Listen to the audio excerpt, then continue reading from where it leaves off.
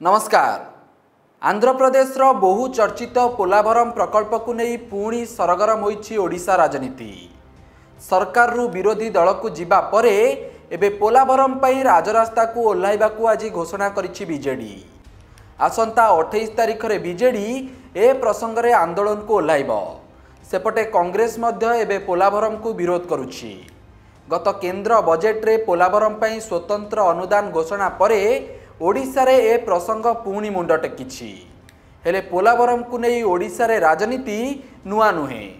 आजिर ए अध्याय रे पोलाभरम प्रसंग रे राज्यर 3 प्रमुख दल बीजेपी, बीजेडी और कांग्रेस किभली समय अनुसार निजर आभिमुख्य बदलाइछंती तार पूरा चित्र रखिबु। एहा पूर्वरु नजर पकांतु पोलाभरम को नहीं आजिर किछि प्रतिक्रिया उपरे। पोलाभरम प्रतिवाद क्रियानुष्ठान कमिटी नारे गोटी कमिटी मालकानगिरी जिल्लार मोटू एवं पड़िया अंचलर जो 12टी पंचायत एफेक्टेड हवा को जाउची एक प्रकल्प द्वारा सेठी ए 12टी पंचायतर समस्त साधारण जनसाधारण आदिवासी लोक 14टी खंडे आदिवासी कमिटी विभिन्न कम्युनिटी सेठिकार जो माने पोलाभरम प्रतिवाद जन आंदोलन विगत 7-8 वर्ष हेलाणी काम करी आछंती समस्ते मिसी गोटे पोलाभरम प्रतिवाद क्रियानुष्ठान कमिटी गठन करिसेंती एवं तांकर योजना अछि आसंता 28 तारिख दिन सेठी गोटे बड़ धरणर आंदोलन करिवे। जेहेतु बिजू जनता दल ए कथा को निजस्व भावरे निजर गोटे बड़ राजनैतिक बिंदु भावरे ये आंदोलन को विभिन्न समय रे सहयोग करी आछि एवं आंदोलन विगत दिन नेतृत्व भी नहीं। स्वाभाविक भावरे क्रियानुष्ठान कमिटी तरफरु आमर सभापति नवीन बाबू को निवेदन अछि जे एई जो क्रियानुष्ठान कमिटी जो आंदोलन हबो 28 तारिख दिन ताकू सहयोग करिवा पय पोलाभरम प्रकल्प रे जहा मु गोटे कागज रे पढुथली थरे जे वास्तव रे ओडिसा रो कोनोसी जमी पोलाभरम भितरे जाऊ नाही। प्रथम कथा। द्वितीय कथा, ओडिसा रो स्वार्थ को हानि हवा को दिव जाई विगत दिन रे सर्वोच्च न्यायालय गोटे कमिटी गोपाल कृष्णकर कमिटी करथिले जहा को बिजू जनता दल सरकार अग्राह्य कर देथिला एवं एबे ताहा मध्य सर्वोच्च न्यायालय रे विचाराधीन अछि। एवं द्वितीय कथा, वास्तव रे तार जो बैकवाटरटा ओडिशार केते अंचल माडिबो तार आकलन हला परे ही जणा पड़िबो, किंतु वर्तमान सुधा ओडिशार कोनोसी परिवार यहा द्वारा क्षतिग्रस्त हवा स्थिति रे नाही एवं ओडिशा स्वार्थ को कदापि हेले भी भारतीय जनता पार्टी रो सरकार ओडिशार स्वार्थ को सालिस करिवो नाही।